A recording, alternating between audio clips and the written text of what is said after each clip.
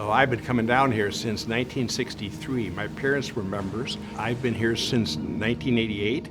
My dad was actually a president of the club over 40 years ago. We started coming here in the 70s with my husband's family. It was fun and easy for us with the club right here, and now our children come and our grandchildren come. And I remember so many great experiences at the pool and at the beach. It's a very special place. It's a very family place. When I took over as president 2 years ago, the board had discussed and was prepared to do a redecorating, if you will, of our downstairs campus. It's kind of like an arms race here in Palm Beach County. Every club is doing something, and if you don't keep up, your club will become irrelevant. We're looking to enhance what we already have, and the building needed some structural work. The pool was sinking. The dining tables are old.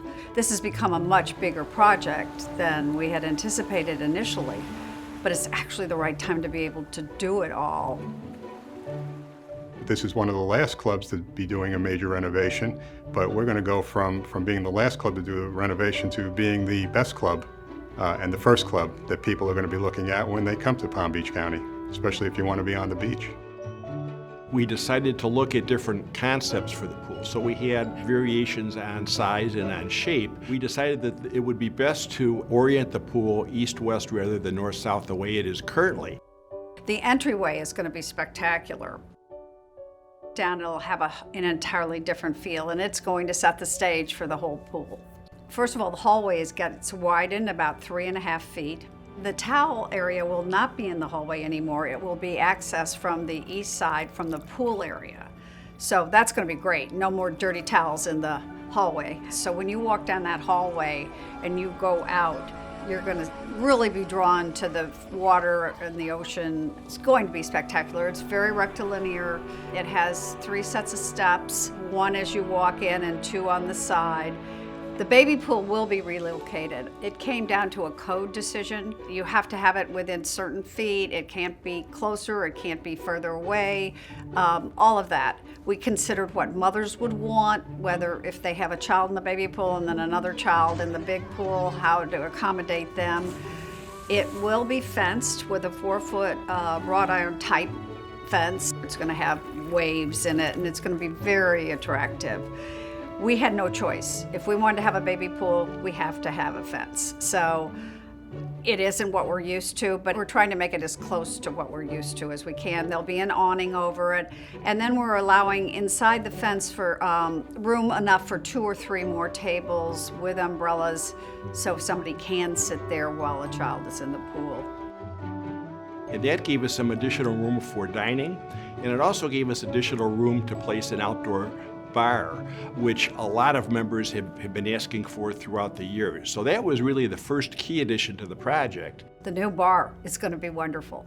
It's octagonal shaped, which I think is very whimsical, and there will be 14 bar chairs at the bar, as well as we're going to put several high-top tables outside with more of the bar chairs.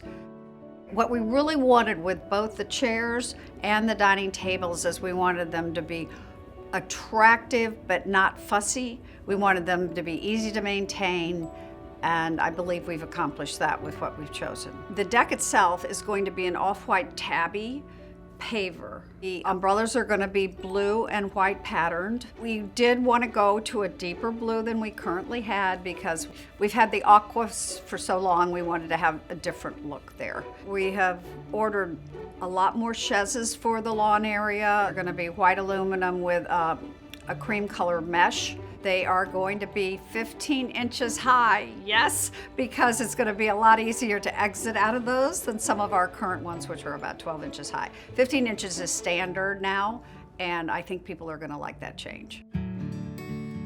As we got into the project, we had always planned on redoing our locker rooms, the men's and ladies' locker rooms, maybe a year later, but it became apparent it would be expeditious to do it at the same time, both because of cost and because it would prevent us from closing down the club a second time. The hallways to the men's and ladies' locker rooms remain in the same location. They're going to be widened slightly. Both locker rooms are going to be gutted, totally redone. It's going to look so fresh and new. I think it'll be wonderful.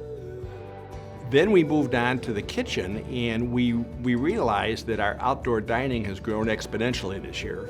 Part of that's a result of COVID, certainly, but part of it is a result of people wanting to eat outside. At our downstairs kitchen, which is extremely minimal, was not sufficient to handle the crowd. So by being able to move the bar outside and the elimination of buffets due to COVID, we opened up space in our downstairs snack bar to provide for a kitchen enlargement, if you will. I think before COVID, we all knew we liked to dine outside and be outside.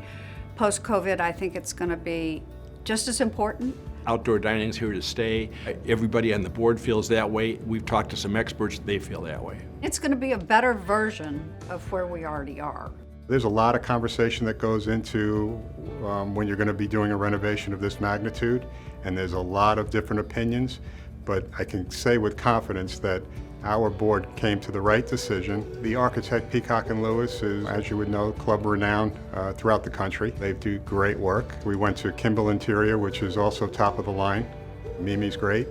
And certainly our construction company, Mao Construction, have a great reputation. They're locally here in Palm Beach County. You know, I can't be more pleased with how it's all coming together. The budget is really good. So when we first broke this project to the membership last summer, we presented a budget of $5,432,000. Since then, we've added a lot of major items, but we've also been able to value engineer. So as of a couple of weeks ago, they came back and suggested that the budget would be $5.5 million, which is barely more than we had last year. The board, to be judicious, decided to add a couple $100,000 to it, just in case. So we are operating on a budget of $5.7 million. The board's also been judicious in putting away funds, so we've been able to accumulate about $2.9 million, of which $2 million is going to be directed to the project, which means that our borrowing will be about $3.7 million, and we've been able to obtain a fixed rate for that borrowing of 2.35%, which we think is really good, and we think the members will appreciate. I'm looking forward to the day where I can stand at the end of the breezeway and just watch people come down and walk through for the first time and see their reactions. Because again, in my mind's eye, this venue will be second to none and it will be spectacular. It's funny how it all kind of came together. Even though it was a bumpy road, we got there, and I think it's going to be terrific. The strength of the Ocean Club through the years has always been the quality of its membership and the quality of its staff, quite truly. Now with this project, we're going to have the facilities to match that, and we think that it will make us the premier beach club in South Florida.